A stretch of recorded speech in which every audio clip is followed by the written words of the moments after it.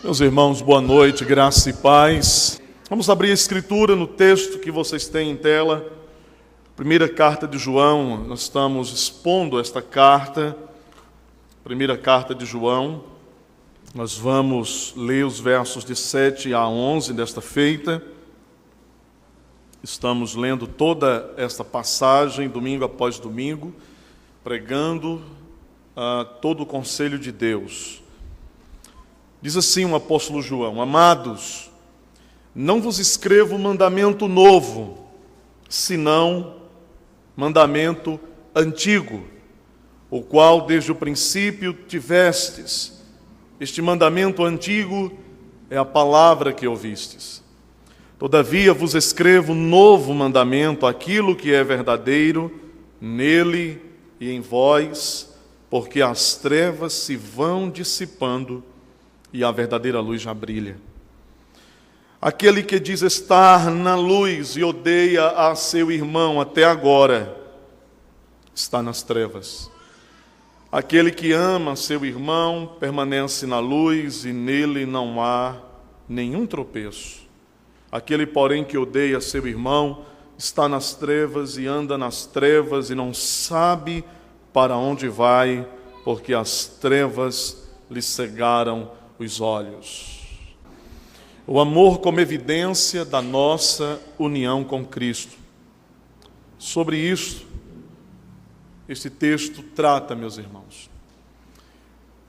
Com base nos versículos de 3 a 6, versículos anteriores aos que acabamos de ler, texto a propósito usado para a pregação no último domingo à noite. Vocês ouviram a exposição no domingo passado pela manhã, capítulo 2, versos 1 e 2, e à noite os versículos de 3 a 6. E naquela ocasião, quando falei a vocês, nós ouvimos acerca de evidências do verdadeiro conhecimento de Cristo Jesus. Aqueles que têm verdadeiro conhecimento de Jesus Cristo e que estão relacionados a Ele, eles manifestam, possuem evidências deste relacionamento, deste conhecimento. Tendo, meus irmãos, o texto desta noite, o qual acabamos de ler, como referência, como base da nossa exposição desta noite, nós podemos ver, portanto, como João, ao escrever à igreja, não apenas aos seus destinatários originais, mas certamente ao escrever o que escreveu à igreja de Jesus Cristo em todos os séculos, em todas as partes, e a nós também.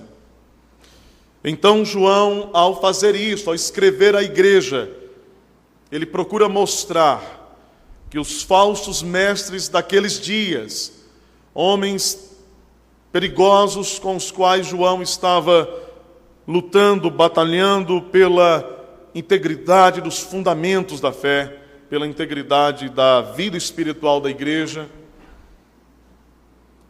Ao escrever, ele procura mostrar que os falsos mestres, eles podiam ser identificados, destacados, percebidos por sua negligência em demonstrar, por meio de atitudes práticas, o amor pelos irmãos.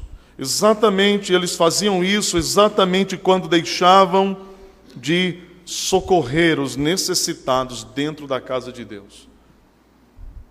João, portanto, irmãos, estava afetuosamente ligado àquela comunidade cristã.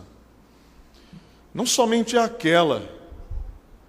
João estava ligado, conectado a todos quantos criam no nome do Filho de Deus. E é muito especial quando nós lemos o Evangelho de João, e é muito especial quando nós lemos as cartas que João escreveu.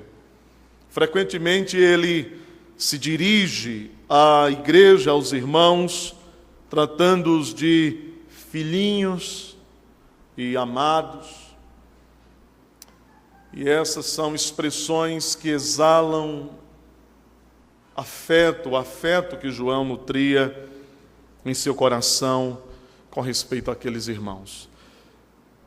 Esse, meus irmãos, a propósito,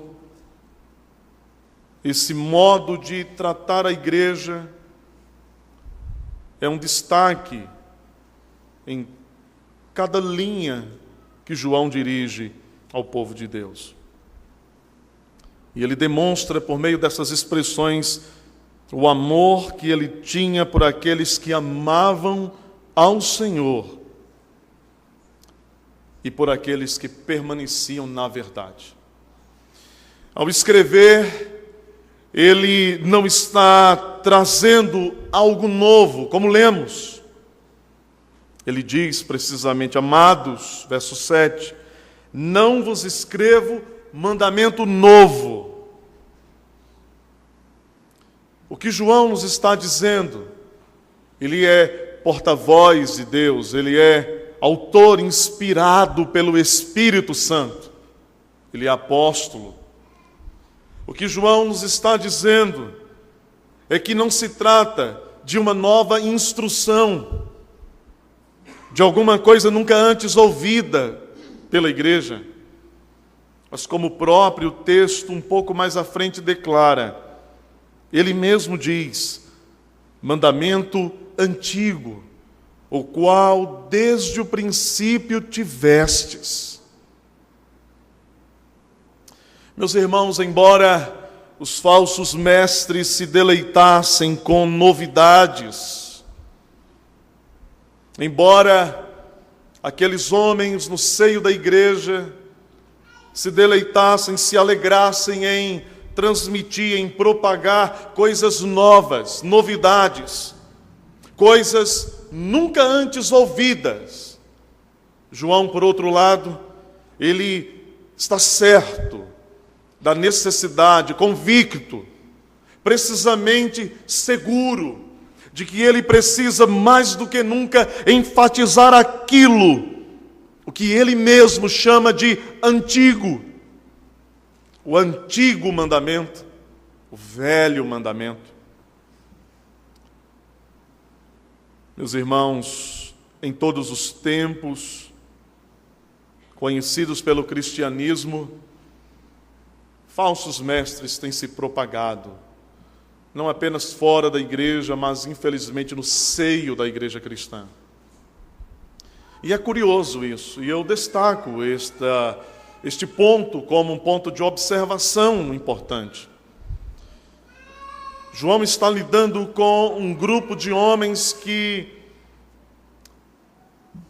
gostam de novidades.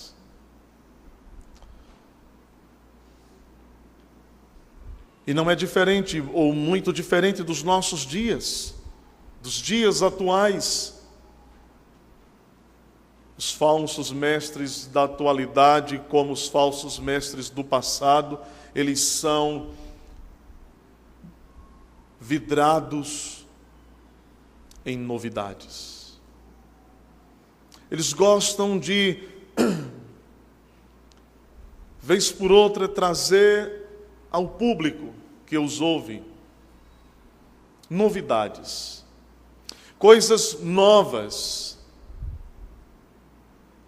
como que sentem a necessidade de alimentar o povo de expectativas recentes, novas, de ideias e comportamentos, e isso é tão contrário ao que nós vivemos, por exemplo, aqui. Há quantos anos você é membro desta igreja? Há quantos anos eu tenho sido ministro do Evangelho? E talvez nós pudéssemos, de forma simples, chegar à conclusão e dizer, quem sabe 10, 15, 20 anos, 30 anos que sou membro desta igreja, as coisas são, digamos, como sempre foram. Elas não são assim tão novas. Existe, quem sabe, uma espécie de rotina. O culto, por exemplo, o nosso culto que prestamos a Deus, ele não é um culto que fica se renovando, não é verdade? Ele é um culto que se repete. Não há novidades, não há coisas assim espetaculares, não há coisas assim que encham os nossos olhos físicos, não há alguma coisa que possa, quem sabe, cativar as nossas expectativas e cativar a nossa admiração pelos contornos, belezas que vêm pelas inovações que os homens tanto apreciam. Elas são tão simples, tão normais, tão repetidas. Assim é a palavra de Deus. Ela é a mesma palavra dos nossos pais no passado. Ela é a mesma escritura de nossos ancestrais. Ela é a mesma escritura que os apóstolos legaram e profetas deixaram para a igreja de Deus. Ela é a mesma palavra pregada por Paulo, por Pedro, por Tiago, por todos os apóstolos, pelos pais da igreja. Ela é a palavra de Deus, feita, ressoada pelos reformadores, pelos pais puritanos. Ela é a palavra que pregamos, ela é a palavra de Deus. Fiel, única, verdadeira, que nunca envelhece, como que perdendo o seu brilho, o seu vigor. Mas ela é a mesma. João está dizendo à igreja: eu não estou trazendo para vocês, meus irmãos, como estes falsos mestres, novidades. Alguma coisa que encha os vossos olhos e os cative à vista dessas coisas, mas um mandamento antigo, aquilo que vocês já ouviram. Precisamos ter muito cuidado, meus irmãos, porque estes são dias em que os homens parecem gostar ainda mais de novidades. Eu não sei quantas pessoas provavelmente estejam aqui hoje, mas pertencem a outras igrejas, eu não os conheço. Eu não sei, mas eu não sei também se porventura, havendo alguém nessas condições, se à luz do que eu falo, você está se examinando e dizendo: mas isto me chama a atenção, que a minha igreja sempre inventa uma coisa nova. Há uma palavra que eu ouvi, na verdade eu li depois ouvi algumas vezes, eu li num livro que o reverendo Hernandes Dias Lopes escreveu, foi a tese de doutorado do reverendo Hernandes. Pregação expositiva, o nome do livro.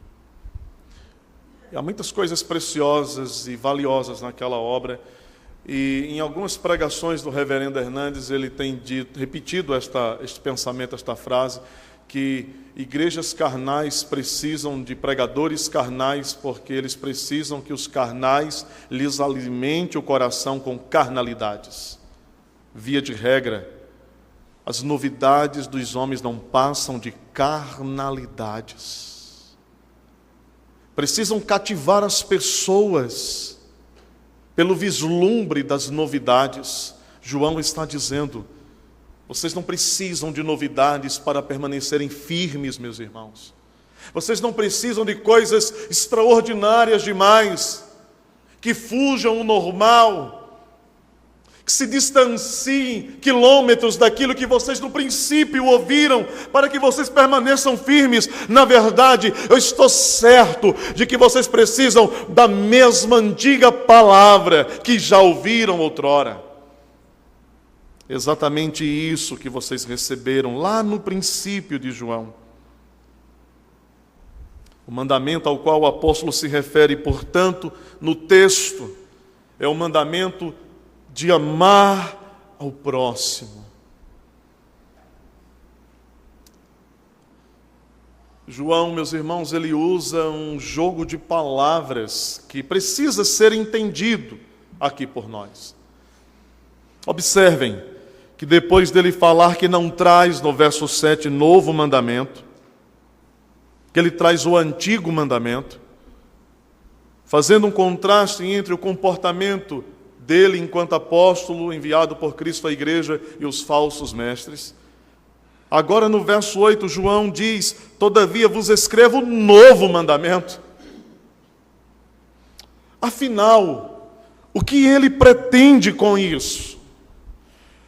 Afinal, meus irmãos, este mandamento ao qual João se refere é novo ou é um antigo mandamento? Primeiro, ele não é novo, mas agora ele é novo. Afinal, o que ele é? Eu acredito que estas são perguntas razoáveis ao texto. Diante, claro, de uma aparente, destaque esta palavra, aparente contradição apresentada pelo escritor.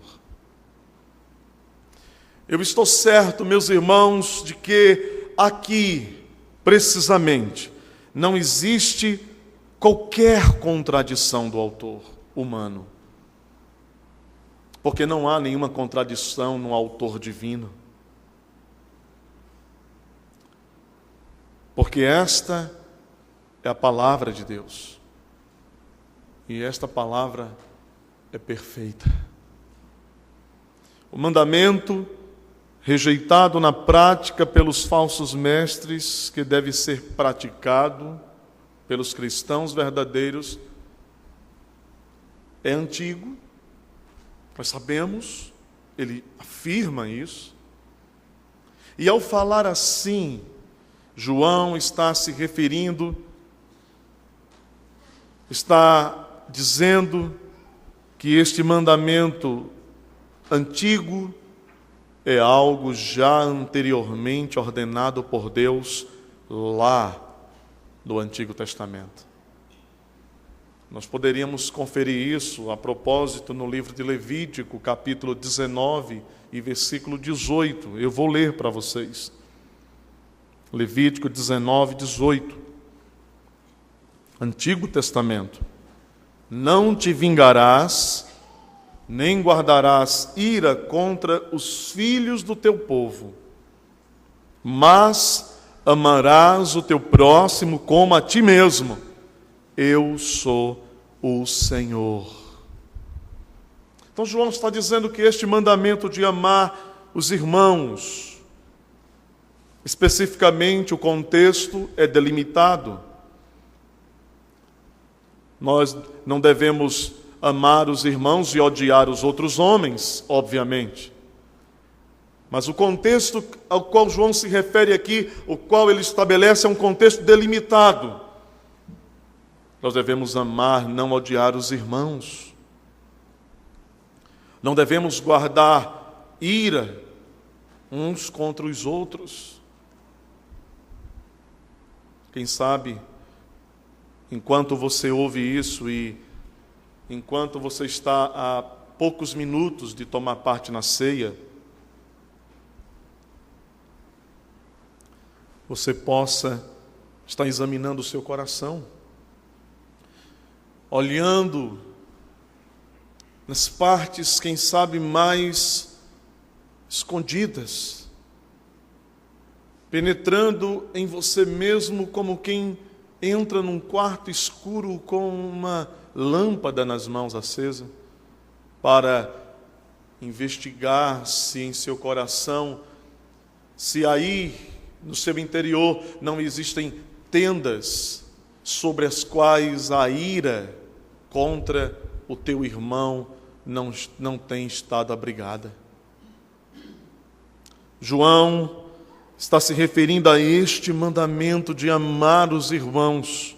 Ele é antigo, está nas antigas escrituras dos profetas, de Moisés.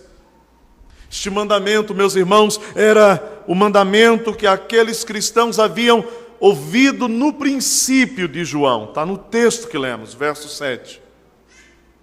E não há dúvida de que isto se refere, este princípio se refere ao início da nova vida com Cristo. Não o princípio do mundo, mas o princípio, aquele começo, aquele primeiro momento em que nós fomos trazidos num encontro tão glorioso com nosso Senhor e Salvador Jesus Cristo. aquele momento lá atrás, quando aqueles irmãos haviam ouvido o Evangelho pela primeira vez. Lá no princípio vocês receberam este mandamento. Então, logo ouviram o Evangelho, eles ouviram que amar a seus irmãos era uma ordem, um mandamento de Cristo para aqueles que o seguiam. Num tempo, meus irmãos, em que a principal referência da religião em Israel, os fariseus, eles eram assim, as principais referências da religião em Israel. Os fariseus eram especialistas na lei de Deus.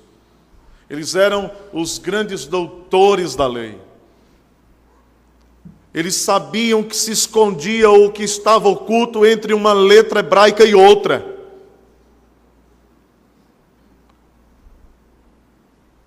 Eles eram admirados pelo seu conhecimento. Eles eram admirados pela sua força em ensinar a lei. Eles eram admirados pela sua perspicácia em declarar os mandamentos de Deus. E nos dias em que Jesus esteve com seus discípulos, estes homens eram a melhor referência da religião de Israel. Eles tratavam tudo de forma extremamente legalista. Então Jesus apareceu pregando naqueles dias.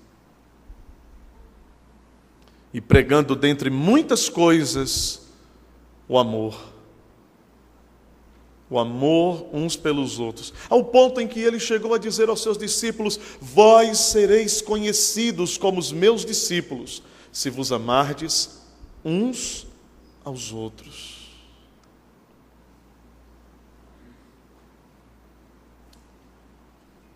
Jesus chega nesse tempo em que a melhor referência da religião de um povo de séculos são homens que, na sua maioria esmagadora, tratavam todas as coisas de forma puramente legalista. E em seu legalismo, encobriam a podridão de seus próprios pecados que tanto ofendiam a santidade de Deus. Não é à toa que Jesus se dirige a estes homens certa feita e diz: vós sois como sepulcros caiados, ornados por fora, enfeitados exteriormente, mas interiormente vocês exalam podridão. E quando Jesus surge pregando, dentre muitos temas, o amor uns para com os outros, Jesus estava então estabelecendo uma grande distância no modo, por exemplo, como os fariseus tratavam as pessoas, seus semelhantes, seus iguais, de uma maneira tão diferente de como Jesus tratava. Lembre-se de quando aqueles homens, os fariseus, levaram uma mulher apanhada em adultério. Está lá no capítulo 8 do Evangelho de João. Eles eram movidos por intenções perversas, havia ódio em seus corações, interesses escusos, pecados. Jesus os conhecia. Eles levaram uma mulher apanhada em flagrante adultério à presença de Jesus, e o que eles pretendiam era armar uma cilada para apanhar Jesus. Eles já tinham a intenção de matá-lo, de silenciá-lo. Usaram de forma pecaminosa a lei de maneira legalista, letrista, fria, calculista. E o que Jesus fez? Ele silenciou os lábios daqueles homens. Ele os colocou frente a frente com a própria vergonha.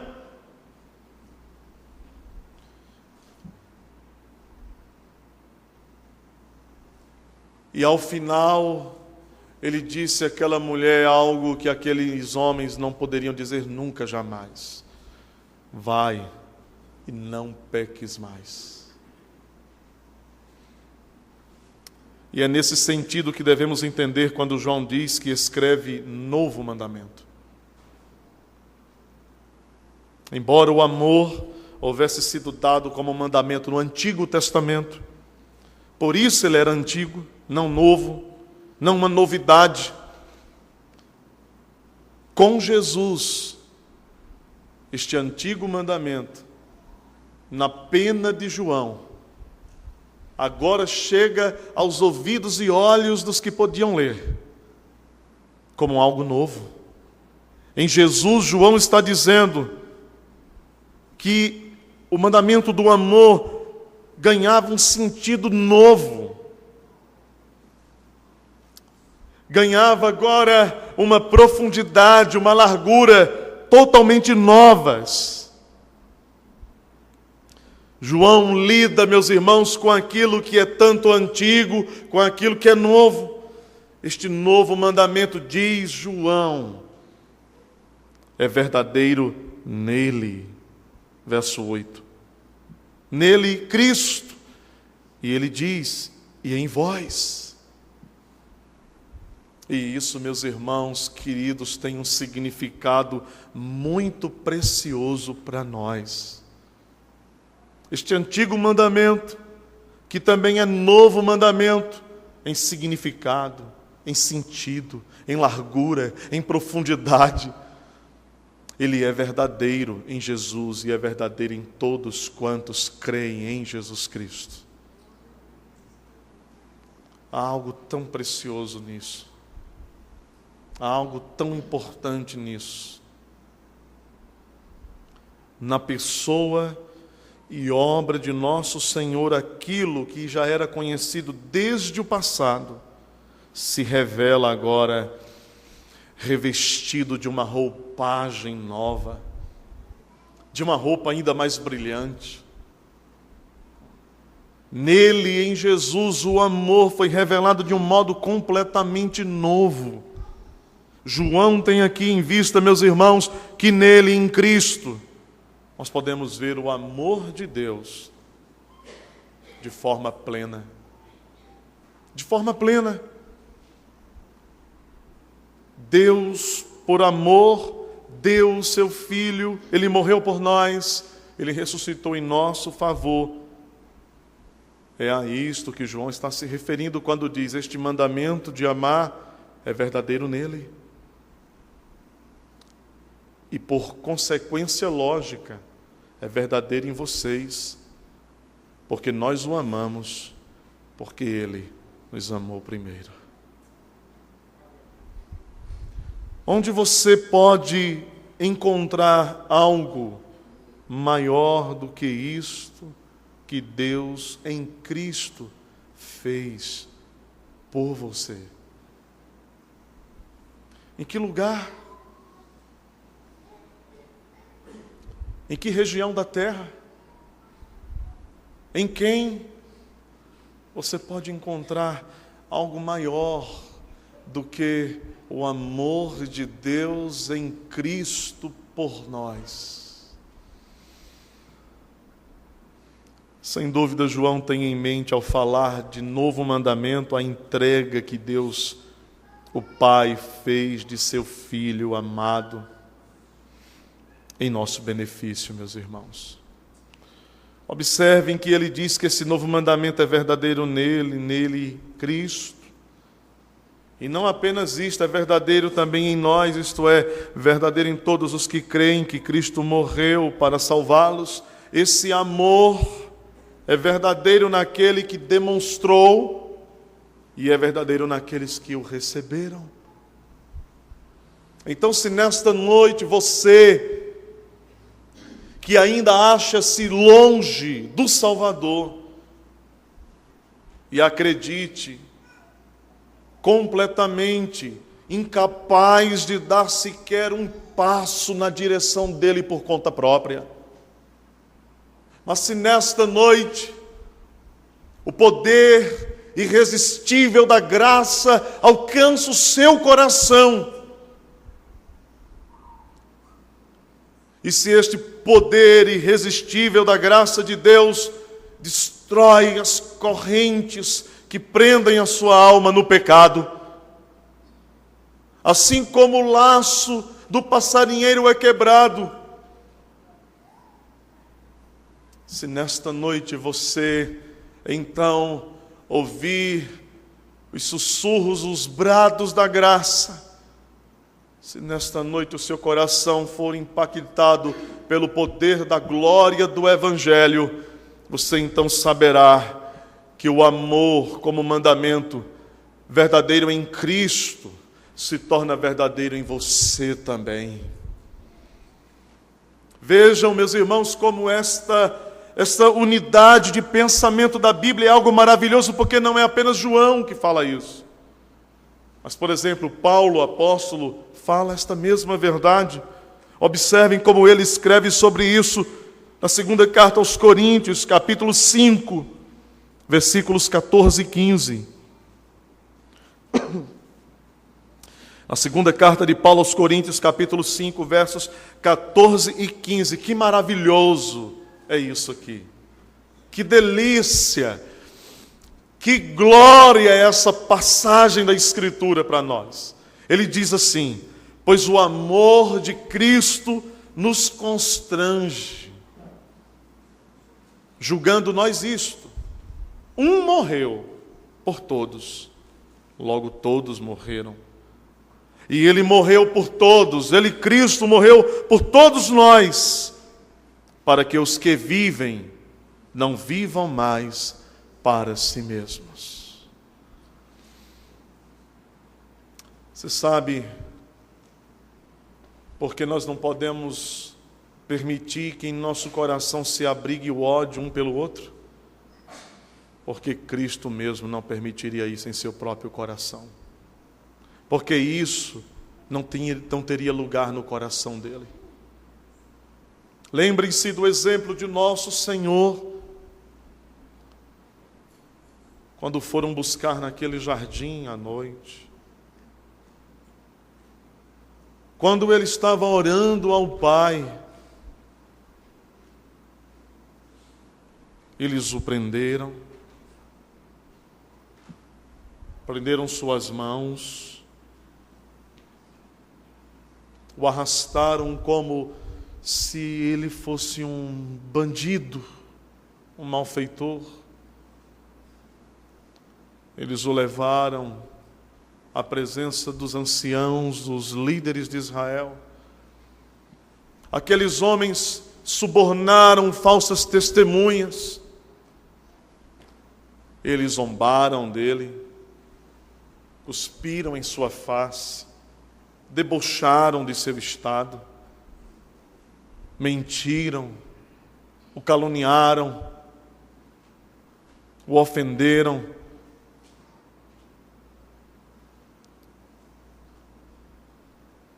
Eles disseram: solte Barrabás, crucifique a Jesus. Eles o trocaram, eles o traíram. Não apenas Judas, mas todos de Israel, porque ele veio para o que era seu, mas os seus não o receberam.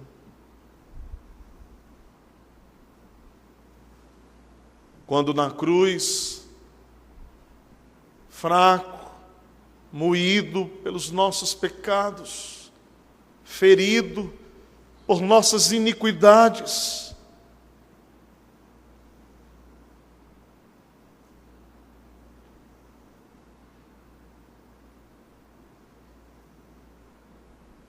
tentando respirar quando o peso do próprio corpo lhe comprimia os pulmões, ainda assim, ele diz: Pai, perdoa-lhes, porque não sabem o que fazem.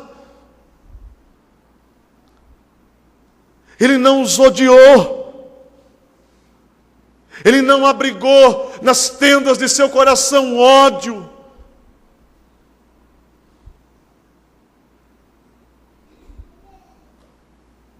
Assim, aquilo que é verdadeiro nele deve ser verdadeiro em nós. E conforme João diz, não devemos odiar os irmãos, porque Jesus Cristo, Senhor nosso, não o faria em nosso lugar.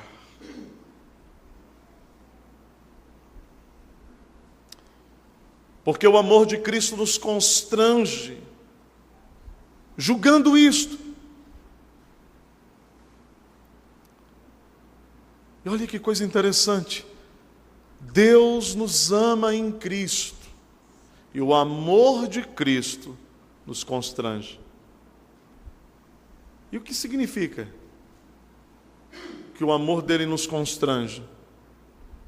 Significa que este amor age sobre nós como uma força impetuosa, poderosa, maravilhosa, que nos leva a amar os irmãos e nunca odiar aquele por quem Cristo morreu.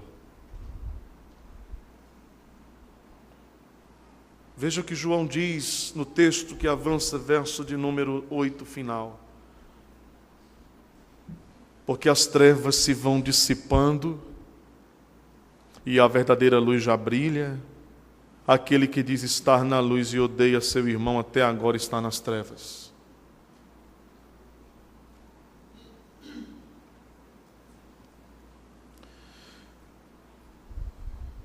Eu posso não aprovar o comportamento de um irmão meu na fé. Ou ele pode não aprovar um comportamento meu. Mas nós não temos o direito de odiar uns aos outros. João está dizendo isso.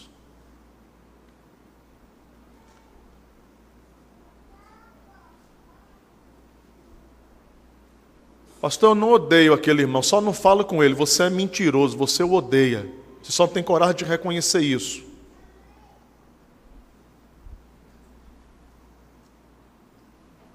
E é verdade, você não precisa comer um churrasco com ele, se não há afinidade para isso. Mas nada lhe impede de dizer a ele: a paz de Cristo, meu irmão.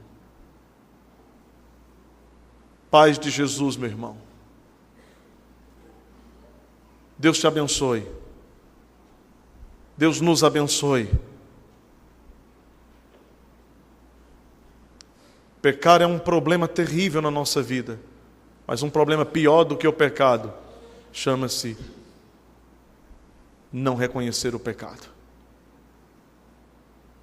Porque aqueles que pecam e reconhecem encontram misericórdia e perdão, mas os que pecam e não reconhecem permanecem nas trevas do pecado. Cristo, a luz do mundo, já brilhou. Ele já foi manifestado, é isso que João está dizendo. Ele já demonstrou de forma prática o mandamento do amor, e como ele fez isso? Ele se deu por nós. E por causa disso, porque ele se deu, porque ele foi manifestado, as trevas se vão dissipando, por sua causa, muitos vão sendo alcançados e trazidos para ele, e vivem, portanto, então, em suas vidas, os efeitos práticos da obra da cruz do Calvário. Ao falar isso, parece que João estava convidando os seus leitores a observarem a vida daqueles falsos mestres. Parece que ele estava convidando aqueles irmãos e dizendo: percebam que, embora eles alegam possuírem um conhecimento especial de Deus,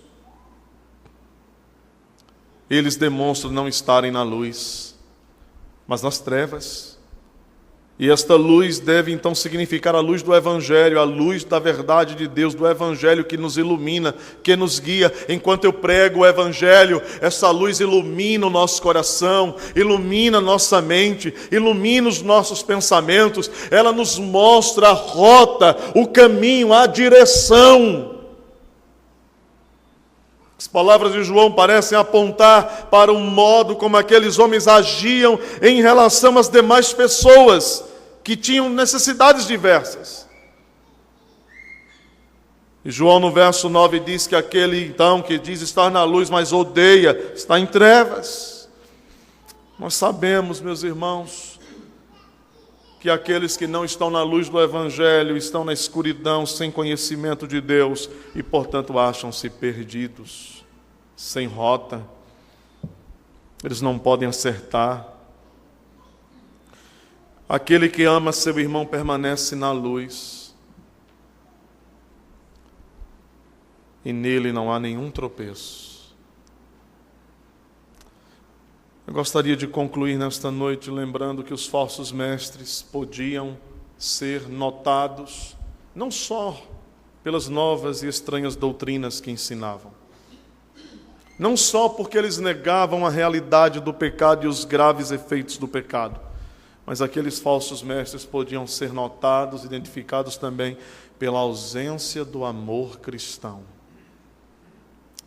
Que lição, meus irmãos, ou que lições as coisas ouvidas deixam para nós hoje? Nos levam a olhar para nós, nos fazem entender que amor não é um sentimento, mas é agir de forma prática em benefício do outro.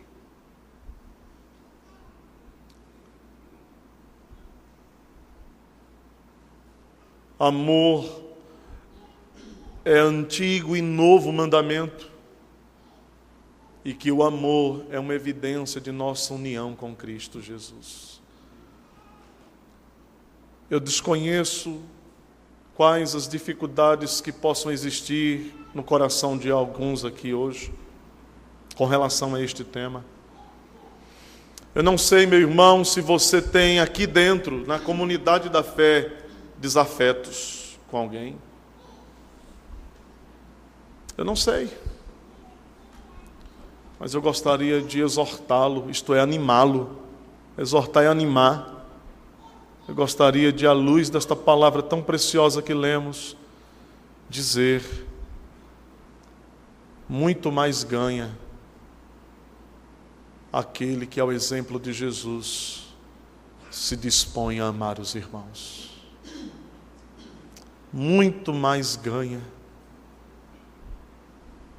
O amor é uma força vigorosa. O amor é tão essencial e tão necessário para nós vivermos como irmãos. Porque se daí o amor não for a evidência de nossa união com Cristo, então vivemos uma ilusão, uma farsa.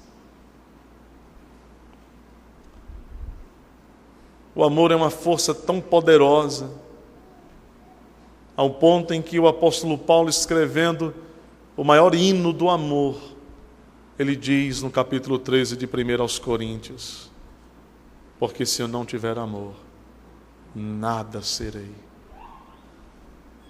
Amém.